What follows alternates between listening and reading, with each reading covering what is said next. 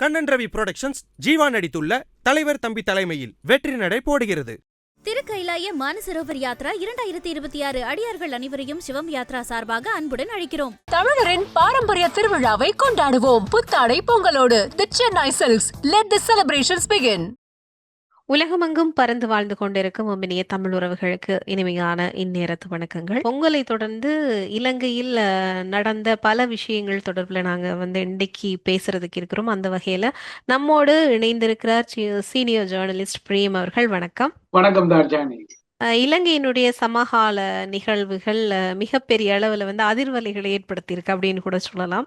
குறிப்பாக ஜனாதிபதி அனுரகுமார திஸ்ஸநாயக்க ட்ரெண்ட் செய்யப்பட்டிருக்கிறார். இதை நீங்க எப்படி பாக்குறீங்க? இல்ல, இது காலத்துக்கு காலம் இந்த ட்ரெண்டுகள் எப்பொழுதுமே ஸ்ரீலங்காவின் தலைமைத்துவத்தை மையப்படுத்தி வருவது உண்டு. சில உலகம் இந்த ஜென்சி அந்த ஜெனரேஷனுக்கு இது தெரியாமல் இருந்தாலும் இது ஏற்கனவே சந்திரிகா காலம் முதல் இப்படியான ட்ரெண்டுகள் எல்லாம் வந்திருந்தாங்க. உங்களுக்கு தெரியும், சந்திரிகா அந்த போர் நிறுத்த காலத்தில் சந்திரிகா சமாதானத்தின் தேவதையாகவே சந்திரிகாவை பார்த்தார்கள். நல்லூர் திருவிழாவில் சந்திரிகா மாலை சந்திரிகா காப்பெல்லாம் விற்றதும் மக்கள் ஒரு பகுதி அதனை ஆர்வத்துடனும் கொள்வனவு செய்தனாக இந்த ட்ரெண்ட் எப்பொழுதுமே அந்த கவர்ச்சிகரமான வாதங்களுடன் பின்னால் வெறும் அதற்கு ஏற்ற மாதிரி எங்களுக்குள்ளேயும் அவர்கள் அதை ப்ரொமோட் பண்ணும் போது அது வெறும். இப்போது சந்திரிகா காலத்துடன் இப்போதைய காலத்தை ஒப்பிடும்போது இப்போது இன்ஃபுளுசர்ஸ், அதாவது அந்த சோசியல் மீடியா இன்ஃபுளுசர்ஸ், இந்த யூடியூபர்ஸ் எல்லாரும் பெருகி விட்டார்கள். அவர்கள் எல்லாம் தடியெடுத்தவன் தண்டல்காரன் என்ற வகையில இந்த இன்ஃபுளுசிங் செய்வதால் ஏதோ இப்பொழுது அனுரகுமார திஸ்ஸநாயக்க தேவனாக சித்தரிக்கப்படுகிறார். ஒப்பீட்டு ரீதியில் ஒரு விடயம் கடந்த அரசு தலைவர்களை விட அனுரகுமார திஸ்ஸநாயக்க ஒரு வித்தியாசமானதை காட்டுகின்றார். ஆனால் ஒப்பீட்டு ரீதியில் அவர் காட்டும் அந்த நகர்வுகளை கொஞ்சம் பில்டப் பண்ணுவது சொல்லுவார்கள் அல்லவா, அந்த பில்டப் பண்ணுவதில் எங்களது சமூக வலைத்தளங்கள், அதாவது தமிழ் சமூக வலைத்தளங்கள் மற்றும் சிஸ்டம் சேஞ்ச் அனுரதரப்பு முகங்களுக்கு எல்லாம் இருப்பதால் தான் நீங்கள் கூறும் அந்த ட்ரெண்ட் அது வருகின்றது. ஆனால் உள்ளபடியே சில மாற்றங்கள் அவரால் காட்டப்படுகின்றன. ஆனால் அந்த மாற்றங்கள் தமிழ் மக்களின் அரசியல் வேணவாவுக்கு எந்த விதமான உதவியையும் இதுவரை செய்யவில்லை. அந்த அளவிற்கு அவர் பெரும் தாராளவாதத்தை காட்டவில்லை. நிச்சயமா. குறிப்பா சமூக வலைத்தளங்கள்ல ஒரு சொல்லாடல் பார்க்க முடிந்தது, அதி மேதகு அனுரகுமார திஸ்ஸநாயக்க. இந்த சொல்லாடலை நீங்க எப்படி பாக்குறீங்க? இல்ல, இது ஸ்ரீலங்கா சோசியலிச ஜனநாயக குடியரசின் அதிமேதகுவான் ஜனாதிபதி என்பது அன்று ஜேஆர் காலத்திலிருந்து இது ஒரு விழிப்பு. அதிமேதகு ஜனாதிபதி என்பது அப்படித்தான் அவர்கள் கூறுவார்கள் என்றால் அவ்வாறுதான் ஜனாதிபதியின் பெயர் குறிப்பிடப்படுகின்றது. இப்பொழுதும் அதுதான் தொடர்ந்து ஸ்ரீலங்கா அரசு தலைவரை சிங்களத்தில் விழிக்கும் போது இவ்வாறுதான் விழிப்பார்கள். ஆனால் என்னவென்றால் அனுரகுமார திஸ்ஸநாயக்க போன்றவர்கள் ஆரம்பத்தில் இவ்வாறான விழிப்புகளில் ஒரு ஆர்வம் இல்லாதவர் போல காட்டிக்கொண்டார்கள். என்றால் இது கோடபாய ராஜபக்ஷவும் இவ்வாறுதான் காட்டிக்கொண்டார். வந்ததும் சில விடயங்களை அந்த ரத கஜ துரக பதாதிகளுடன் வரவேற்பு எல்லாம் அவரும் ஆரம்பத்தில் ஒரு வித்தியாசமானவராக காட்டுவதற்கு காட்டியிருந்தார். வெறுமனவே அந்த பாரம்பரிய ஜனாதிபதிகளின் உடைய தவிர்த்து அவர் ஒரு வெள்ளை அங்கியுடன் தனது இராணுவ பட்டியுடன் தோன்றியிருந்தார். அவரது பதவியேற்பின் போது கூட நீங்கள் பார்க்கலாம். இப்பொழுது அனுரகுமார திஸ்ஸநாயக்காவின் முறை வந்திருக்கின்றது. அதனால் அவர் ஆரம்பத்தில் காட்டினார். ஆனால் அந்த சிஸ்டம் சேஞ்ச் என அவர் கூறினாலும் அந்த ஸ்ரீலங்காவின் சிஸ்டம் அவர்களையும் இழுத்துவிடும். இறுதியில் யார் மாற்றம் என்று சொல்லி வந்தார்களோ அவர்களே இந்த மாற்றம் இல்லாத ஒன்றுக்கு இழுத்து விடுவார்கள். இது ஸ்ரீலங்காவின் அரசு தலைவர்களுக்கு பொருந்தும். என்றால் நிறைவேற்று அதிகார முறையை ஒழிப்பதாக ஸ்ரீலங்காவின் அத்தனை அரசு தலைவர்களும் தமது பதவி காலத்தில் அது ஒழிக்கப்படும் என உறுதி அளித்திருக்கிறார்கள். சந்திரிகா முதல் ராஜபக்ஷ கூட சொல்லியிருந்தார், அருணாவும் சொல்லியிருந்தார். ஆனால் அனைத்து அரசு தலைவர்களும் பதவி விலகும் போது அதே நிறைவேற்று அரசு தலைவர்களாகத்தான் பதவி விலகிக் கொள்வார்கள். இல்லைன்றால் 2ஆம் தவணை ஆட்டத்துக்கு தயார்படுத்திக் கொள்வார்கள். ஆகையால் இந்த சொல்வதெல்லாம் எளிது, அதாவது வள்ளுவர் சொல்றது போல சொல்வது எளிது, ஆனால் செயலில் தான் அதனை கடினம். ஆனால் அனுரகுமார திஸ்ஸநாயக்க சில சிறிய சிறிய விடயங்களை காட்டினாலும் அடிப்படையில் அவர் தமிழ் மக்களுக்காக இல்லையென்றால் ஒரு ப்ரோட் மைண்ட் உள்ளவர், இல்லையென்றால் கூறியபடியே வர்ணிப்பது போன்ற அந்த நகர்வுகளை அவர் தன்னிடம் நிறைவேற்ற அதிகாரம் இருந்தும் இதுவரை செய்யவில்லையே. 16 மாதங்கள் மாதங்கள் ஆயிட்டு, ஒரு வருஷத்துக்கு மேல் ஆகிட்டு. நிச்சயமா. அடுத்தது இன்னொரு கேள்வி. அடுத்த வாரத்துடன் 16 மாதங்கள் ஆகின்றன. ஆனா பாருங்க, ட்ரம்பை பாருங்கள், அடுத்த வாரத்துடன் 1 வருடம். அவர் எதிர்மறையாக செய்தாலும் பல விடயங்களை செய்கிறார் என்றால் அவருக்கு அந்த நிறைவேற்ற அதிகாரம் தன்னிடம் இருப்பது என்றபடியால் அவர் எல்லாவற்றையும் செய்கின்றார் என்றால் அது தன்னுடைய அதிகாரத்தை பயன்படுத்துகிறார். ஆக ட்ரம்ப் செய்வது எதிர்மறை போக்காக இருந்தாலும் அன்றுகுமார திசாநாயக்கா சாதகமாக இலங்கையின் நல்லிணத்துக்கு தன்னிடம் இருக்கும் நிறைவேற்ற அதிகாரத்தை பயன்படுத்தி இருக்கலாம். அரசியல் கைதிகளை விடுதலை செய்யலாம். யாருமே அதனை நிறைய கேள்விகள் எழுந்திருந்தது. ஒன்று, அரசியல் கைதிகள் விவகாரத்துல எதுவுமே பேசவில்லை. அதே போல இந்த 17 வருடங்களாக காணாமல் போனவர்களுடைய தாய் தந்தை உறவுகள் போராட்டம், அது பத்தி எதுவுமே சொல்லவில்லை. அது பத்தி ஒரு கிஞ்சித்தும் எந்த கவலையும் விழவில்லை. அதே போல முக்கியமாக குறிப்பிடப்பட வேண்டிய விஷயம், செம்மணி தொடர்பில் எந்த வாயும் திறக்கவில்லை. இப்படி எல்லாம் பல கேள்விகள் எழுந்த நேரத்துல, ஆனா மக்கள் மத்தியில, அதுவும் குறிப்பாக யாழ் தமிழ் மக்கள் மத்தியில அனுர மீது ஒரு அலை வீசுகிறது அப்படின்னு சொல்லி கொள்ளலாமா? மக்களுடைய மனநிலை இப்படி எப்படி இருக்கு? ஒரு ஜேர்னலிஸ்டா நீங்க இதை எப்படி பாக்குறீங்க? இது ஆபத்தா அல்லது ஆரோக்கியமா? இல்லை, இது இயற்கையானது. இதை நீங்கள் எதிர்பார்க்கத்தான் வேண்டும். ஆனால் இவ்வாறான நிலைமைகளை கையாள வேண்டிய பொறுப்பு தமிழ் தேசிய அரசியல்வாதிகளுக்கு இருக்கின்றது.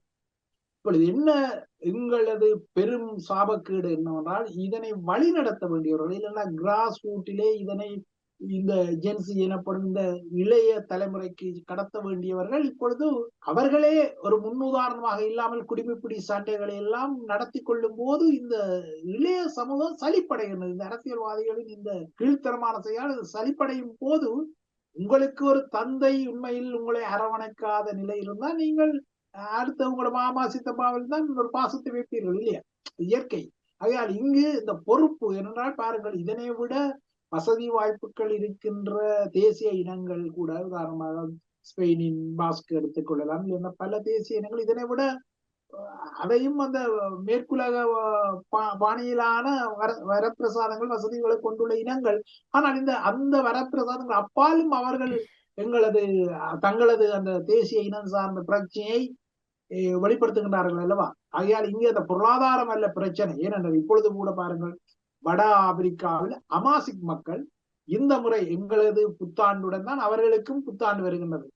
தை பயனால அவர்களுக்கு புத்தாண்டு. ஆனால் அமாசிக் மக்கள் முன்னர் பல அரசாங்கங்களால், இஸ்லாம் எப்பொழுது அரபுலக நாடுகளால் 7ஆம் நூற்றாண்டில் வட ஆப்பிரிக்காவும் பரவியதோ, அந்த அமாசிக் மக்களும் இஸ்லாமிய அந்த பரவலுக்குள் தங்களது தனித்துவமான மொழி, பழக்க வழக்கங்கள், பாரம்பரியத்தை இழந்தார்கள். ஆனால் இப்பொழுது அவர்கள் தமது மொழியையும் அந்த கலாச்சாரத்தையும் மீட்டெடுக்கிறார்கள். அதனால்தான் இந்த முறை கூட அமாசிக் மக்கள் தை 14, அதாவது எங்களை தமிழர் திருநாளுடன் தான் அவர்களுக்கும் இருக்கிறது. ஆகையால் எந்த அரபு நாடுகள் அவர்களை ஒடுக்கி, லிபியா போன்ற நாடுகள் அமாசிக் மக்களின் உரிமைகளை முமர் கடாபியின் ஆட்சி காலம் பறித்தது. ஆனால் மீண்டும் அவர்கள் எழுச்சி விடுகிறார்கள். இந்த உதாரணம் தான். ஏனென்றால் இந்த அரசியல்வாதிகள் செய்யாததால் முள்ளிவாய்க்கால் பேரவலம் முடிந்து 16 வருடங்கள் ஆகிவிட்டது. முள்ளிவாய்க்கால் பேரவலம் முடியும் பொழுது ஒரு 5 வயதான ஒரு சிறுவனை பாருங்கள். இன்றைக்கு அந்த 5 வயதான சிறுவன் முள்ளிவாய்க்கால் பேரவலத்தின் இன்றைக்கு ஒரு 21 வயது இளைஞனாக இருப்பான். அப்ப இந்த 21 இளைஞனுக்கு இந்த 16 வருடங்களாகவும் இந்த தேசிய விடுதலை போராட்டம் சம்பந்தமான, இல்லையென்றால் இந்த தேசிய விடுதலை போராட்டம் செய்த பெரும் தியாகங்கள் முறையாக கடத்தப்படுகின்றன, இல்லையே? ஏனென்றால் இப்பொழுது அவர்களுக்கு இருக்கும் சோசியல் மீடியா அவர்களை புரட்டி போடும் வகையில் சோசியல் மீடியாவிலேயே அந்த விஷயங்கள் கடத்த முடியாத ஒரு துர்ப்பாக்கிய நிலைமையும் இருக்கு. அதான் சோசியல் மீடியா இல்ல, நான் சொல்லுவது என்னன்னா, சோசியல் மீடியா போன்ற அந்த ஈர்ப்பு தன்மைகளுக்கு அவர்கள் மூழ்கி கொள்கின்றார்கள். அதையால இப்பொழுது இருக்கும் இந்த ஆடல் பாடல் கொண்டாடம், அதனை நான் வேண்டாம் என்று சொல்லவில்லை. ஆனால் அதுவும் இருந்தாலும் இந்த தேசிய இனம் சார்ந்து இருக்க வேண்டும் அல்ல. அவர் சிங்கள தேசிய இனத்துக்கு எவ்வாறு இருக்கின்றது? அவர்கள் பாருங்கள், இப்பொழுதும் இந்த எல்லாம் கடத்துகின்றார்களே. அவர்கள் இனவாதம் செய்தாலும் அதிகம் தமிழ் மக்களுடன் ஒட்டுறவு கொள்ளாதபடி அவரை தடுப்பது என்ன? அவருக்கு தனது இனம் எதனை விரும்பும், எதனை விரும்பாது என்பது தெளிவாக தெரிகின்றது. ஆனால் இங்கு தமிழ் அரசியல்வாதிகளை பொறுத்தவரை இந்த இனத்துக்கு எது தேவை, இல்லை இந்த இனத்தின் விருப்பம் எது என்பதை அவர்கள் இந்த இளைய சமத்து கிராஸ் ரூட்ல, அந்த அடிப்படை தளத்தில் கடத்தவில்லை. இது எல்லா தேசிய கட்சிகளுக்கும் பொருந்தும். சும்மா எல்லாருமே அரசியலுக்காக குடிமைப்பிடிகளையும் நாடாளுமன்றத்தில் நீங்கள் குரல் கொடுப்பதிலும் கூச்சல் கொடுப்பதிலும் என்ன இருக்கின்றது? அது உங்களுக்கு ஒரு பிரிவிலேஜஸ் இருக்கு. அங்கு எதனையும் கலைத்துக் கொள்ளலாம். ஆக மொத்தம் என்றால் அது சபாநாயகர் கன்சாரிலிருந்து அகற்றிக் கொள்வார். அங்கு தேசிய தலைவரை மேன்மைப்படுத்துவதிலும் என்ன பிரயோஜனம் இருக்கிறது? சும்மா உசுப்பேற்றல் செய்யக்கூடாது. ஆனால் உண்மையாக இந்த உசுப்பேற்றல்கள் மிக கீழ்த்தரமான வார்த்தை பிரயோகங்கள் எல்லாம் இந்த சமூகத்தை சரி பார்க்கும் பொழுது அனுர வித்தியாசமானவர் இருந்தால் அதற்கு பின்னால் ஒரு வைவாக முழுபட்டு செல்லும் இல்லையா? அப்ப அதனை நீங்கள் தடுக்க வேண்டிய பொறுப்பும் உங்களிடம் தான் இருக்கு. தமிழ் தேசிய அரசியல்வாதிகள் அரசியல் தலைமைகளிடம் மக்களை குறை சொல்லக்கூடாது. மக்களை குறை நிச்சயம் சொல்லக்கூடாது. ஏன்னா இதே மக்கள் தான் பெரும் இன்றைக்கு 25 கால் நூற்றாண்டு பொங்கு தமிழுக்கு இதே 17ஆம் தேதி யாழ்ப்பாண பல்கலைக்கழகத்தில் கால் நூற்றாண்டுக்கு முன்னால் எந்த பெரிய திரட்சி இருந்தது? சுதுமலை பிரகடனத்துக்கு எந்த பெரிய திரட்சி இருந்தது? எல்லாம் இதே சமூகம் தான், இதே தமிழ் மக்கள் தானே.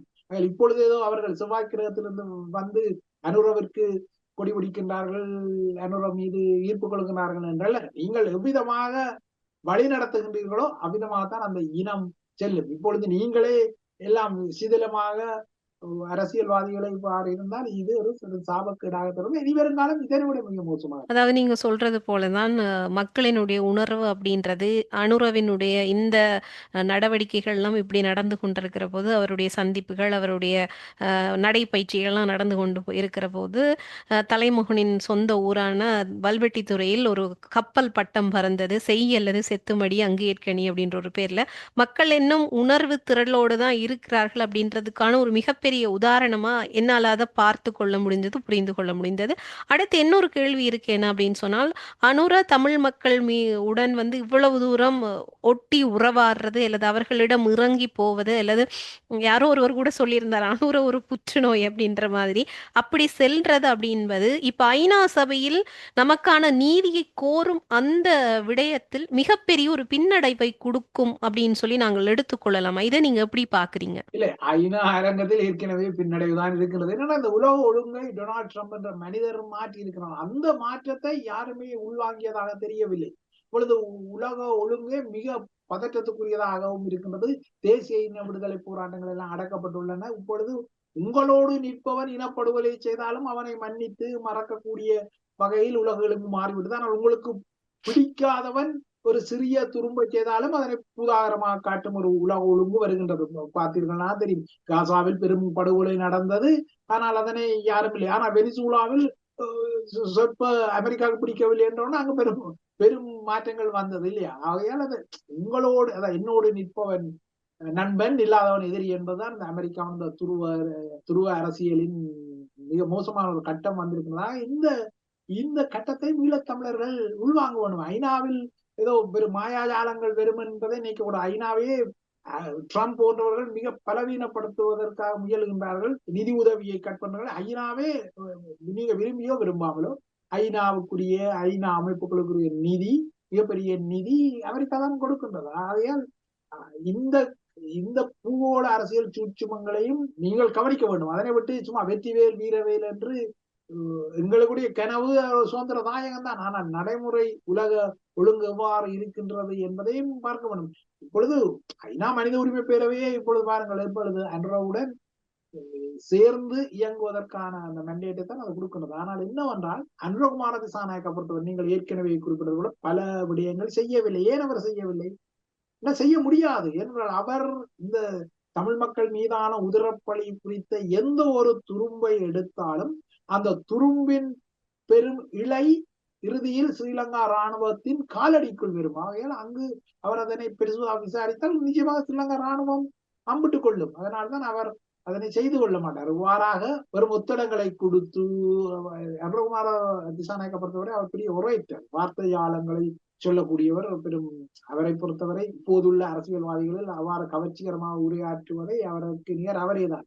ஆகையால் இந்த ஒத்துடமான பேச்சுக்கள் நாங்கள் எல்லாம் உண்டு என்று இரண்டால் ஜேவிபியை பொறுத்தவரை அது கமுக்கமாக இந்த இன அழிப்பு போரில் அடுத்த தரப்புகளுக்கு உதவியாக நின்றதே நேரடியாக அது செய்யவில்லை. ஐக்கிய தேசிய கட்சியாக இருக்கலாம், இல்லைன்னா ஸ்ரீலங்கா சுதந்திர கட்சியாக இருக்கலாம், இல்லைன்னா மஹிந்த ராஜபக்ச அரசாங்கத்தை பொறுத்தவரை நீங்கள் நேரடியாக குற்றம் சாட்டலாம். என்றால் அவர்கள் ஆட்சி தரப்பில் இருந்தவர்கள். ஜேவிபி கமுக்கமாக மஹிந்தவின் அரசாங்கத்தில் இருந்தாலும் சந்திரிகாவின் அரசாங்கத்தில் இருந்தாலும் நேரடியாக அந்த இனப்படுகொலை செய்யாத ஒரு அரசாங்கம் என்றதில் தமிழ் மக்களும் ஒரு வகையில் அவன் செய்யவில்லை தானே, அவர்கள் செய்யவில்லை தானே என்றால் ஒரு ஈர்ப்பு வரும். ஆனால் இதனை இதற்கு பின்னால் இவ்வாறான ஒரு அரசியல் இருக்கின்றது என்பதை புட்டுக்காட்ட வேண்டிய ஒரு பொறுப்பு தமிழ் ஊடகர்களுக்கும் இருக்கிறது, ஊடக சமூக வலைத்தளங்களுக்கும் இருக்கிறது. ஆனால் அவர்களும் இப்பொழுது கும்பலில் கோவிந்தாவாக அனுர புராணம் பாடுவது மிகப்பெரிய ஒரு இன்ஃபுளுசர்ஸ். இப்பொழுது இதில் நான் இப்பொழுது பார்த்தேன், இந்த அனுரவின் யாழ்ப்பாண பயணத்தை மிக ஆகா ஓஹோ என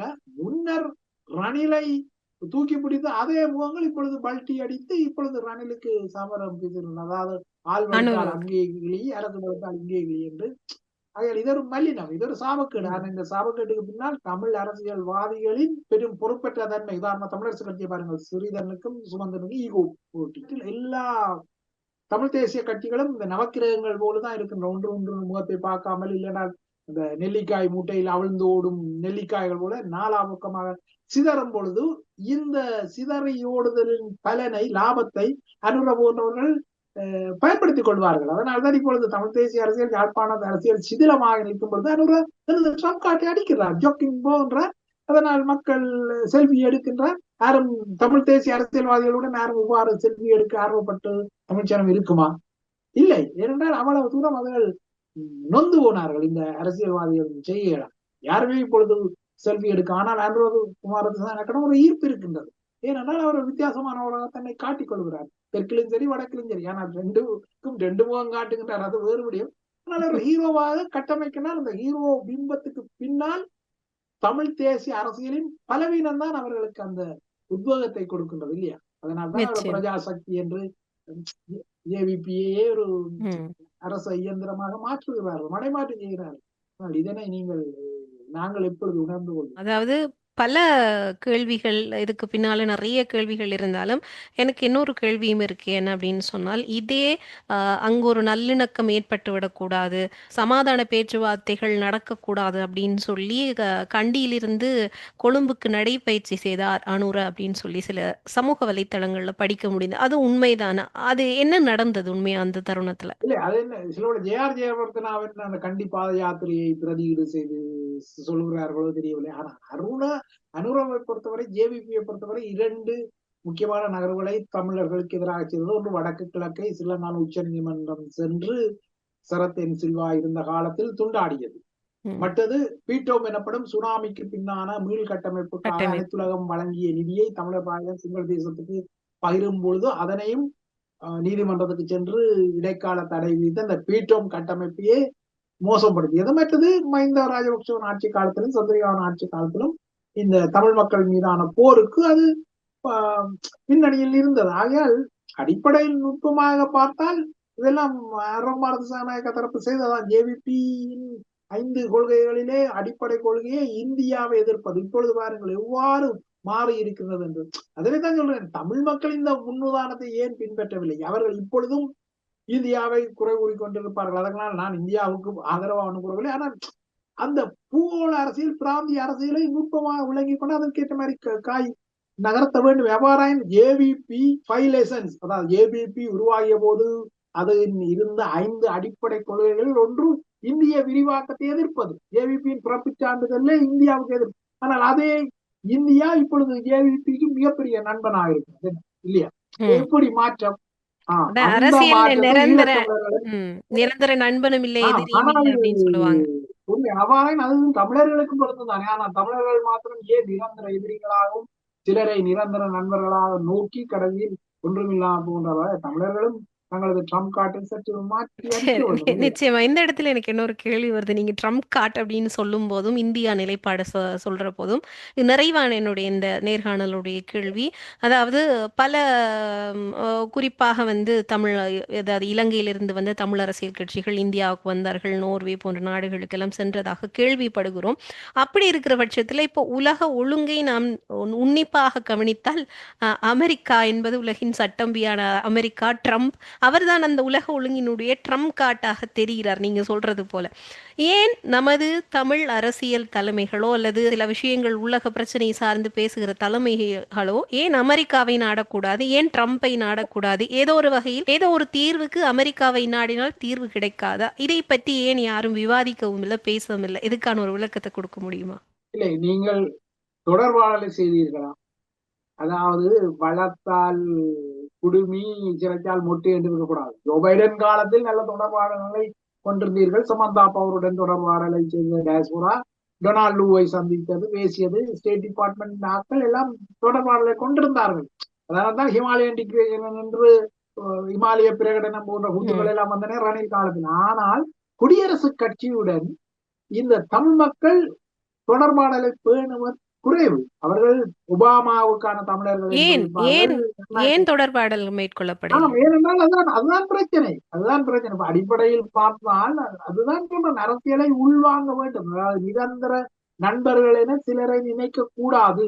பிரித்தானியாவை பொறுத்தவரை அது ஓரளவுக்கு கன்சர்வேட்டிவ் கட்சியுடன் லேபர் கட்சியுடன் தமிழர்கள் இருக்கின்றார்கள். ஆனால் அமெரிக்காவை பொறுத்தவரை ஒபாமாவுக்கான தமிழ் அமைப்பு ஒன்று இருந்தது போல ட்ரம்புக்கான தமிழ் அமைப்போ இல்லையென்றால் ட்ரம்புக்கு முன்னர் இருந்த குடியரசுக் கட்சி இல்லக்கவில்லை. ஆனால் அது வலதுசாரித்தனம் கொண்டது என்பதால் அது இல்லை என்பதாக இருக்கலாம். ஆனால் பாருங்கள், உலக ஒழுங்கே அப்படித்தானே போகிறது. வெனிசுலாவும் அப்படின்னா அடிப்படையில் இடதுசாரி பெரிய புரட்சியை கண்ட நாடு. இப்பொழுது பாருங்கள் குழப்பங்கள் வருகின்றன. இப்பொழுது ஈரானிலேயே ஆட்சி மாற்றங்கள். ஆகையால் உங்களுக்கு எங்கு என்றால் பாருங்க, ஜேவிபி அமெரிக்காவை எவ்வளவு பெரிய ஏகாதிபத்திய நாடு.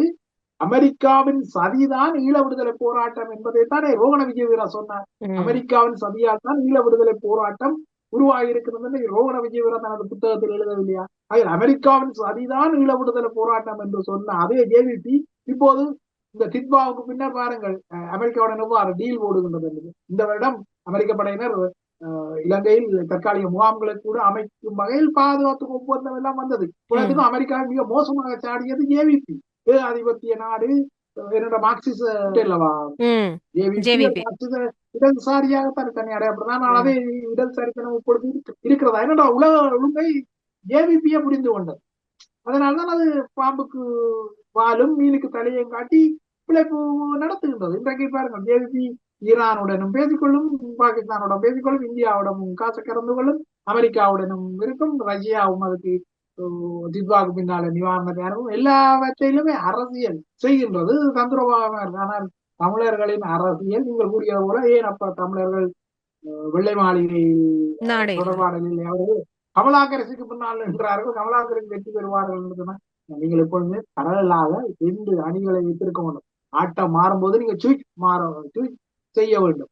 இங்கு சுவிச் செய்யவில்லை. பாகிஸ்தானுடன் சுவிச் செய்ய முடியாது, அது வேறு சித்தாந்த பிரச்சனை இருக்கு.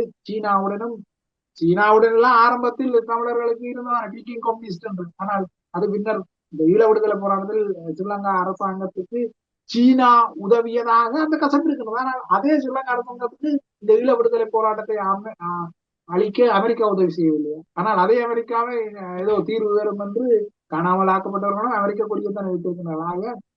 சில பிளக்சுவேட் பண்ணணும். ஏன்னா எப்பொழுதும் உறவுகள் நிரந்தரமானவை இல்லை. அது மிதக்கும் உறவுகள். கடல் தாளங்காய் மாதிரி இங்காலும் போகும் அங்காலும். அதுல கொஞ்சம் தந்திரோபாயமா கிளவராக இருக்க வேணும். பிடித்தான்படியாக இருந்தால் ஒன்றும் செய்யலாம். இந்தியா அயல் நாடு, ஆகையால் இந்தியாவுடன் ஒரு உறவு இருக்க வேண்டும். அது காலக்காலம் இந்தியா இலங்கையின் அரசியலை தீர்மானிப்பதால் அது வேறு வழி இல்லை. ஆனால் மத்திய நாடுகளுடன் நீக்கு போக்காக இருக்க வேண்டிய ஒரு தேவை தமிழர்களுக்கும் இருக்கிறது. அதனால்தான் தமிழர்கள் என்று அமெரிக்காவில் யூனிசங் போய்விட்டார். அடுத்த தூதருடன் தொடர்பாடல்கள் இருக்கும் எண்ணம் தமிழ் அரசியல் கட்சிகளுக்கு இருக்கின்றதா? ட்ரம்பிடம் இப்போதுள்ள ராஜாங்க திணைக்கள அதிகாரிகளுடன் தமிழ் தேசிய அரசியல்வாதிகள் இல்லைன்னா தமிழ் அரசியல் கட்சிகள் தொடர்பாடலை கொண்டதாக எனக்கு தெரியும். இப்பொழுது சொல்லுங்களா, தெற்காசிய பிராந்தியத்துக்கான அமெரிக்க பிரதிநிதி யார் என்று தெரியாது. முந்தி என்றால் நீங்க சொல்லுங்க டொனால்டு இருக்கிறார் என்று அவரது பேர் அடிபட்டது. இப்பொழுது இருப்பவரை யாருக்குமே தெரியாது. ஆனால் அங்கு அவர் 1 வருஷமா இருக்கிறாரு. அவரால் தொடர்பாடல் மிக முக்கியம். அது உங்களை அளித்தவர்கள் தான். ஆனால் அளித்தவர்களுடன் எதிராளியான இந்தியாவுடன் ஜேவிபி உறவு கொள்கிறது. எதிராளியாக ஒரு காலத்தில் மிக மோசமாக உலகின் ஏகாதிபத்திய நாடுன சாடி அமெரிக்காவுடன் அதே ஜேவிபி கொள்கிறது. ஆனால் தமிழ் அரசியல்வாதிகள் மாத்திரம் இல்லை, குடிமைப்பிடி தங்களுக்குள் தான் இருக்கிறது. இந்த பலவீனம் இருக்கும் வரை தமிழர்களின் அரசியலும் மிக பலவீனமாக இருக்கு. நிச்சயமா. அதாவது பல விஷயங்கள் தொடர்புல நாங்க இந்த காணொளி நெடுக பேசியிருக்கிறோம் அப்படின்னு சொல்லி நினைக்கிறேன். குறிப்பாக வந்து ஜென்சி கிட்டுக்கு வந்து நம்மளுடைய தமிழ் தேசிய அரசியல் தளத்துல இருக்கிற பல விஷயங்கள் வந்து படியாக கொண்டு போய் சேர்க்கப்பட வேண்டும் அப்படின்ற ஒரு விஷயமாக இருந்தது. அதேபோல தமிழ் தேசிய தலைமைகள் எங்கெங்கெல்லாம் தவற விட்டது. நிச்சயமாக நகர வேண்டிய பாதை ட்ரம்பை நோக்கி அப்படின்ற ஒரு விஷயத்தையும் இங்கு வந்து ஒரு பரிந்துரையாக கூட இந்த நேர்காணல்ல நாங்கள் எங்களுடைய தமிழ் தேசிய தலைமைகளிடம் கொண்டு போய் சேர்க்கலாம் அப்படின்னு சொல்லி நினைக்கிறேன். இந்த நேரத்துக்கும் நேர்காணலுக்கும் உங்களுக்கும் ரொம்பவே நன்றி. நன்றி. கண்ணன் ரவி புரொடக்ஷன்ஸ் ஜீவா நடித்துள்ள தலைவர் தம்பி தலைமையில் வெற்றி நடை போடுகிறது. திருக்கைலாய மானசரோவர் யாத்ரா 2026 அடியார்கள் அனைவரையும் சிவம் யாத்ரா சார்பாக அன்புடன் அழைக்கிறோம். தமிழரின் பாரம்பரிய திருவிழாவை கொண்டாடுவோம் புத்தாடை பொங்கலோடு. The Chennai Silks. Let the celebrations begin.